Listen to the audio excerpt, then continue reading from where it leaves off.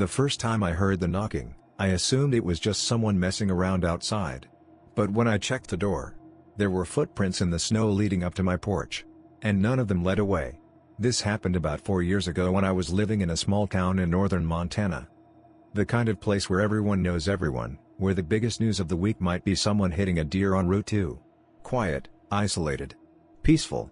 The landlord told me the previous owner had passed away and the family just wanted to sell the property quickly. The place was older but comfortable.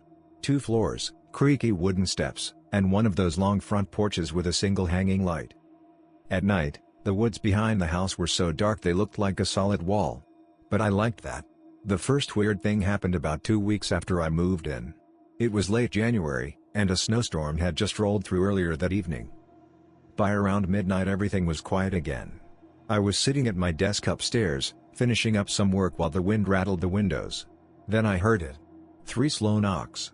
Not loud. Just deliberate. At first I thought maybe a branch had blown into the house or something. But then it happened again. Same pattern. 3 knocks.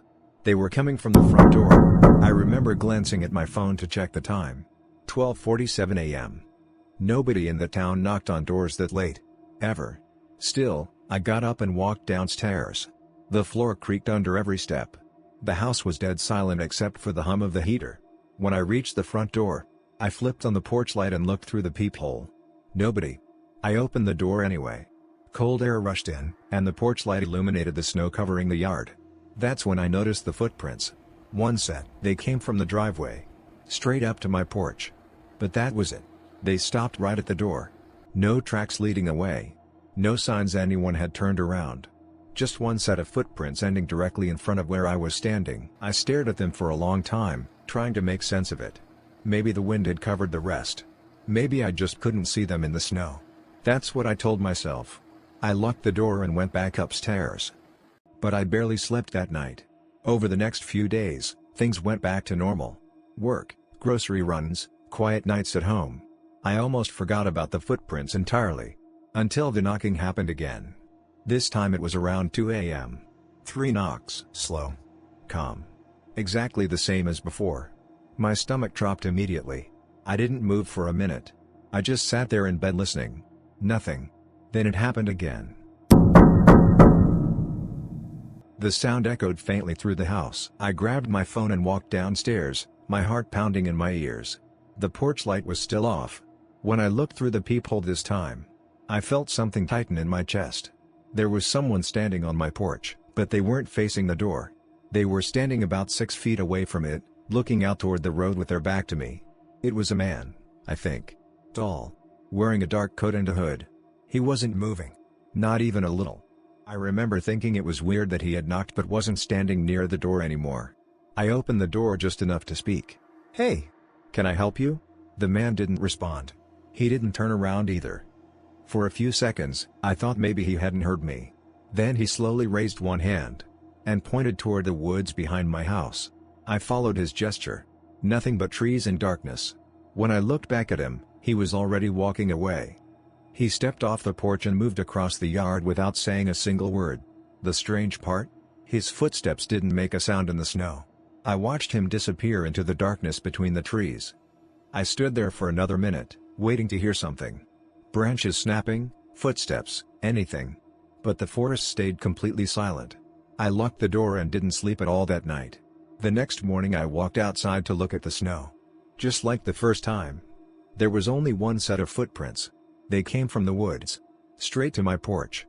And they ended there. No tracks leading away. I started asking around town about it later that week. Mostly just casually bringing it up to people at the gas station or the diner. Most people just shrugged it off. But one older guy at the diner got quiet when I mentioned it. He asked me where exactly my house was. When I told him, he set his coffee down and said something that still sticks with me. "You shouldn't answer knocks after midnight out there." I asked him why. He didn't give me a straight answer. Just said the woods had always been strange. Apparently the property used to belong to a family who had lived there for decades before the last owner bought it. According to the guy, neighbors used to complain about someone knocking on their doors late at night. Always 3 knocks. Always around the same time. Nobody ever saw who it was. But every once in a while, Someone would open the door. And then things would start happening around their house. Strange sounds. Footsteps outside windows. Lights turning on. Doors unlocking by themselves. I figured it was just local ghost stories people told to scare newcomers. Until the third night it happened. That night I decided I was not going to open the door no matter what. Around 1:30 a.m., the knocking started again. 3 slow knocks. I stayed upstairs and watched the porch through the camera feed on my laptop. At first, the porch was empty. Then something moved at the edge of the frame. The same man stepped into view. Same coat. Same hood. But this time, he was facing the camera. Even through the grainy footage, something looked wrong about him. His face looked pale. Too pale. And he wasn't blinking. He stepped closer to the door and raised his hand. 3 knocks. Then he leaned forward slowly. Until his face was inches from the camera. For a few seconds, he just stared directly into it. Then his mouth moved. But I could not hear anything. No audio. Just silent words. After that, he turned around and walked toward the woods again. I sat there frozen, staring at the screen. About 10 seconds later, something else appeared on the camera. Another figure stepped out of the darkness. Then another. And another. At least 5 of them. All wearing dark coats. All walking slowly toward my house. They stopped at the edge of the porch light. Just standing there. Watching the door. None of them moved. None of them knocked. They just stood there. I must have watched that camera feed for an hour before they finally walked back into the trees one by one. The next morning, I packed everything I owned into my car. I didn't even finish out the lease. Before leaving town, I stopped by the diner one last time. The old guy who had warned me was there again. I told him what I saw on the camera. He just nodded like he already knew. Then he asked me something that made my stomach drop. Did the first one point toward the woods? I said yes. He sighed and rubbed his face. That's how they marked the house. I asked what he meant by that. He leaned closer and lowered his voice. Every few years someone moves into that place. Someone new who doesn't know the stories. I felt a cold chill crawl up my spine. So what happens if someone opens the door? The man stared at his coffee for a long moment before answering. Finally he said quietly, "Nobody around here knows." Then he looked back up at me. "Because the ones who do." He paused. "Don't stay in town long enough to tell anyone."